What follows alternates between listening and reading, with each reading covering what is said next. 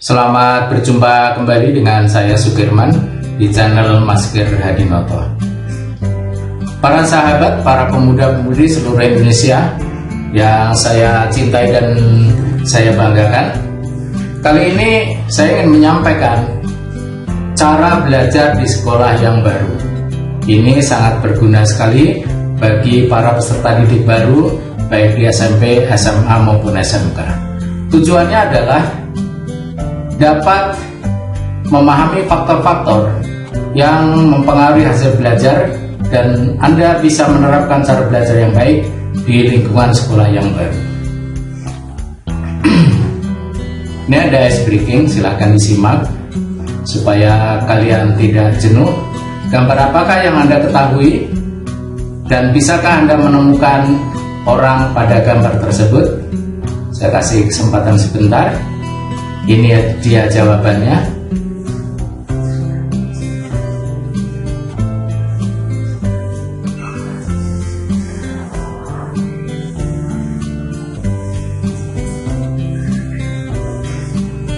Sekolah baru harus disertai dengan semangat yang baru. Semua siswa pasti berkeinginan memperoleh prestasi belajar yang baik. Kalau perlu, Anda bisa mendapat juara di kelas atau di sekolah. Namun, bisakah menjadi seorang siswa berprestasi di sekolah yang baru? Jawabannya adalah bisa. Syarat utamanya adalah memahami cara atau strategi belajar yang baik, kemudian tekun dalam belajar, lalu mempunyai tujuan yang ingin dicapai atau cita-cita, serta memiliki motivasi yang kuat untuk mewujudkan cita-cita tersebut. Sekarang saya ingin sedikit memberikan gambaran tentang apa itu pengertian belajar. Belajar adalah suatu kegiatan yang ditandai adanya perubahan sikap dan tingkah laku pada seseorang. Dari tidak bisa menjadi bisa. Contoh lain, dari tidak mengerti menjadi mengerti, dari tidak terampil kemudian menjadi terampil. Nah, perubahan sikap ada mencakup tiga hal. Yang pertama, perubahan pengetahuan atau kognitif, yaitu dari tidak tahu menjadi tahu, dari tidak bisa menjadi bisa. Yang kedua, perubahan sikap afektif, yaitu menyangkut sikap perilaku negatif menjadi perilaku positif. Yang ketiga adalah terjadinya sebuah perubahan keterampilan atau psikomotor, dari tidak terampil menjadi terampil. Lalu faktor-faktor yang harus diperhatikan dalam belajar. Yang pertama, dalam belajar harus ada niat belajar yang kuat dalam diri Anda. Yang kedua, banyak membaca bahan-bahan pelajaran, baik buku pegangan yang ditetapkan oleh sekolah maupun buku penunjang, sehingga pengetahuan yang dimiliki semakin luas.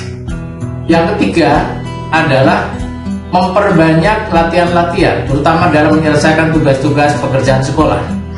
Dan yang keempat adalah waktu belajar harus diatur sedemikian rupa agar tidak menimbulkan kejenuhan. Jadi belajarnya bisa enjoy, bisa senang, bisa happy. Yang kelima, membuat jadwal belajar latihan serta melaksanakan dengan penuh disiplin jadwal yang dibuat. Yang keenam, mengkonsentrasikan diri dalam belajar, karena hal ini sangat erat hubungannya dengan daya tangkap Anda di dalam mempelajari sesuatu. Yang ketujuh adalah tempat belajar perlu diatur sedemikian rupa agar tercipta lingkungan belajar yang enak dan menyenangkan bagi Anda. Lalu bagaimana cara belajar di sekolah? Dalam belajar mengajar, ada beberapa hal yang perlu diperhatikan siswa, yaitu: satu, menyiapkan diri sebelum guru masuk kelas.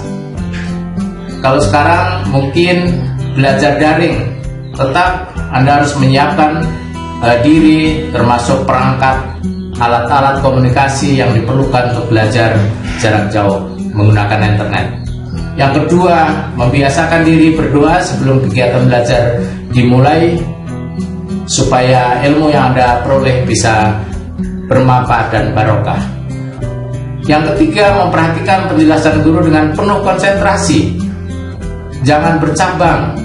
Anda memikirkan satu hal saja apa yang Anda pelajari.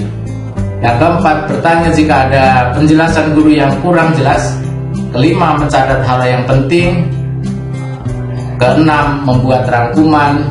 Dan ketujuh adalah mau berdiskusi dengan teman-teman terhadap materi pelajaran yang sedang dipelajari sehingga memperoleh pemahaman dan kesamaan pendapat dengan teman-teman yang lain. Cara belajar mandiri atau belajar sendiri.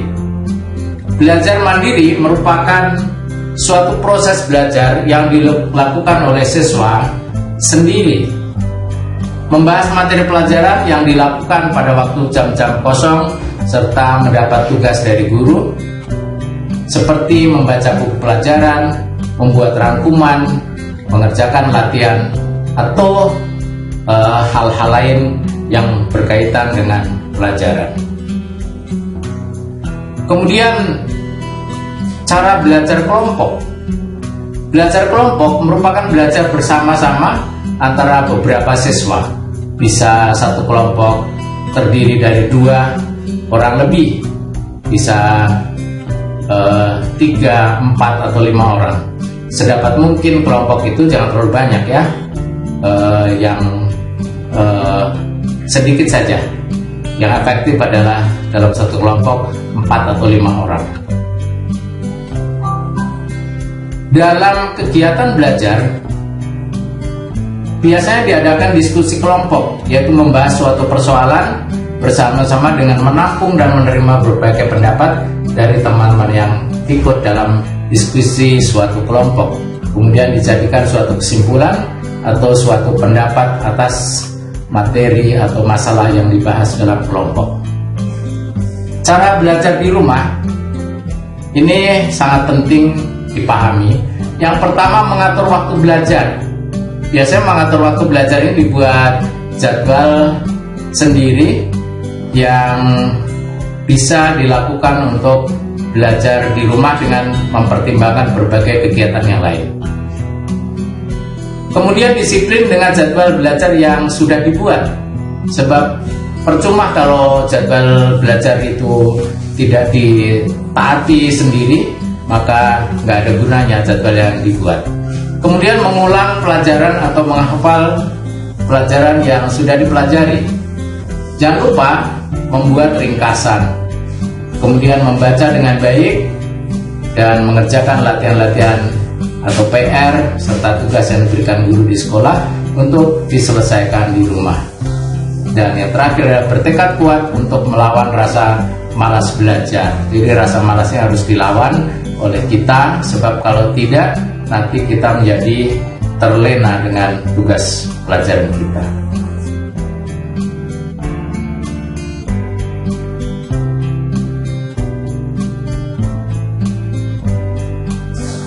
Demikian, semoga Anda sukses dan selalu hidup dalam keberkahan.